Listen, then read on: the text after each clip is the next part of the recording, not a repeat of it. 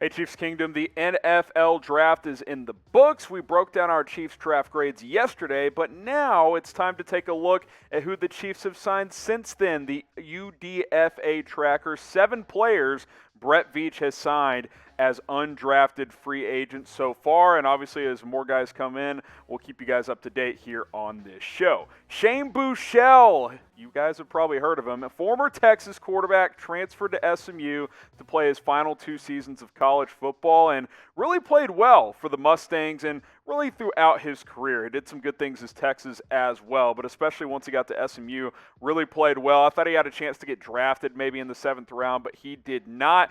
Look at his career numbers. I mean, in terms of volume, very, very impressive. 63% he improved on accuracy as his career went on. Almost 12,000 passing yards, 87 touchdowns, 32 interceptions in his college career. Bit of a gunslinger at times, but a quarterback who throws with good accuracy, throws with good touch, and is, a guy that I think has a chance to develop into an NFL backup quarterback. I'm intrigued by this. I think it's a good system fit. I'm very interested to see how the Chiefs can utilize Shane Buechele. And now all of a sudden you add Buechele to a quarterback room behind Patrick Mahomes that includes veteran Chad Henne, Jordan Ta'Amu. You also have Anthony Gordan as well. So the question for you guys is, should Kansas City just cut Chad Henne and save $1.5 million?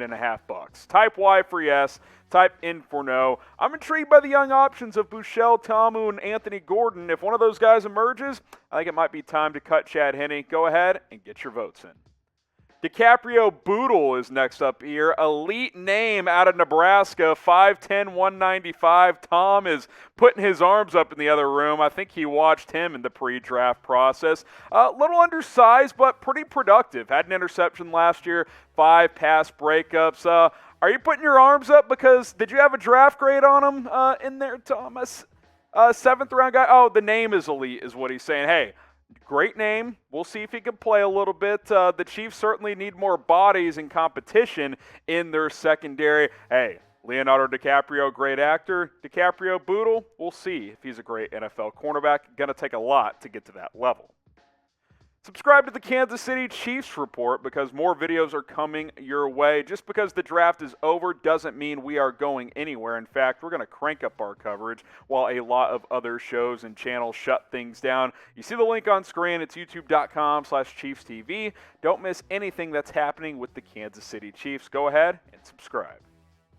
Marlon Character, another awesome name, by the way. The 6'1", 195-pound corner out of Louisville. I think he's more of a corner safety hybrid there. They used him in a couple of different ways in college. Had a pick last year, 6 pass breakups. Decent athlete there. I like the length, especially if he stays at cornerback at 6'1", 195. I like adding a couple of guys after the draft in this secondary. We'll see if Kansas City re-signs Bashaud Breeland. If they don't, maybe there's some extra competition and one of these UDFAs could sneak onto the 53-man roster. All right, next up is a linebacker, Zayne Anderson out of BYU, 6'2", 200, more built like a strong safety than a linebacker, but they played him in their front 7. 41 tackles this past season, had a couple of pass breakups. He's decent in coverage. Okay athlete, not surprised he didn't get drafted, but we've seen guys like Ben Niemann go undrafted and make the Chiefs roster and stick around, right? They re-signed Ben Niemann this year, so we'll see if Zayne Anderson is available to do that and able to do the same and make this roster. I tend to think more of a practice squad guy, but we'll see what happens with Zayne Anderson. What was your favorite Chiefs draft pick this year in 2021? Go ahead and let me know down in the comments. Favorite Chiefs draft pick this year. My favorite one was Creed Humphrey. I also liked Nick Bolton, but pretty good draft overall. I give it a B+ grade. Pretty job well done for Brett Veach. Let me know favorite Chiefs draft pick this year. We have partnered up with the News Break app, and I encourage you guys to download it at chatsports.com/ChiefsNB. Local news alerts and updates. Newspapers are dying. I don't like having to download a bunch of different apps, go to a bunch of different websites for my local news. So I downloaded the app on this phone, and you know what I did? It's all aggregated onto my feed. That's what News Break does. Local news, sports, politics, pop culture, Chiefs Report videos, you can search us on the search bar. The Newsbreak app will search you by your zip code. It'll sync it up, and you can keep up with everything happening in your community, both in sports and in news and in pop culture and everything else in between. Chatsports.com/ChiefsNB. Go ahead and download the Newsbreak app by using our link. Riley Cole is next up, and you might remember we talked about him, I believe, on my final Chiefs mock draft, and hey, I thought he was a draftable guy. Initially committed to Alabama out of high school. They wanted him to gray shirt, so he opted to go to South Alabama instead. Injuries his first 3 years on campus, but in 2019 and 2020, especially this past year, very productive player. Obviously a small conference, South Alabama, but almost had 100 tackles last year. 2 sacks, had a couple of forced fumbles as well. I like Riley Cole. I think he's got some real upside to his game. I think he could offer some depth. We'll see if he challenges for a roster spot. He's got some knee concerns, but hey, I think it's good value as an undrafted free agent.